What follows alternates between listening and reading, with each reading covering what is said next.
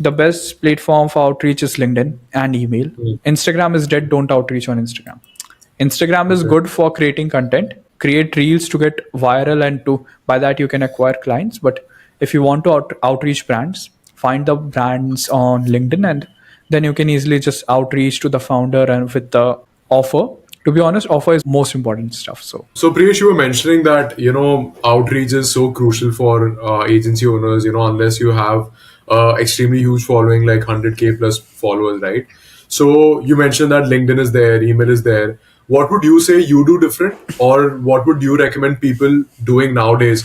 Because obviously there are so many people getting into this space. What is one thing that they should do different, right? Is it that they should send Loom videos? Should they follow up more times? What is it that works in outreach, and what is it that doesn't work in outreach?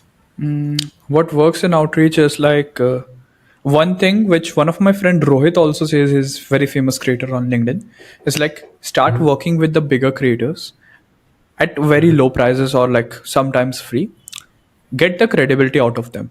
Use your project with the bigger creators as a case study to pitch their Okay. followers, pitch other people. That's really smart. I think that is what people should do. Yeah, Like a lot of people ask me that, okay, how do I get started on Upwork, or how that's do I get started on bullshit. LinkedIn, right? I tell them, like even if you want to make Upwork work, if they have a bids for say $500, go ahead, tell them that, man, like I'll work for free. I'm just looking for case studies. I'll do a good job. I'll do my best, and just first build Yeah, credibility. absolutely. First build your case studies, Yeah, because now once you have case studies, now email will work for you, cold yeah, calls will work for you, everything starts working for you, absolutely. right? Yeah, So building case studies and building credibility is extremely important. Makes sense. Makes sense. yeah. So now the other question is, like, once you've started working with these clients, right? You mentioned that you have this whole process of 6 to 8 weeks long of researching, designing, thinking, strategizing.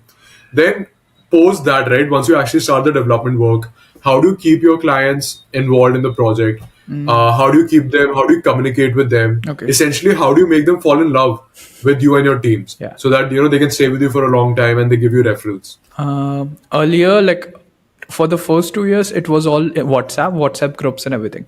I realized it's bullshit because I get hundreds of texts in a day. Then we moved to Asana. Asana, we have Okay. different project sets. Uh, Developers, designers, whole team is up there. We Yeah. create a proper mind map. Okay, like this is the project, this is the deadlines, and these are the steps which will follow a proper timeline. Ki from this day to this day, these are the things will be happening. So client know Yeah. exactly what is going on. And there's this message group also where client can ask questions. We can ask questions to the client. We have Yeah. emails and everything. So it's properly done in a Asana in a way so that whatever client needs, it's available up there. This is if they are not able to find, they ask. Like we at the starting, we give them a introduction like how you can work in Asana or everything. But yeah, Yeah. majorly it's Asana. Plus Asana Got is it. simpler than Slack, to be honest, for the clients. That's why. Got it.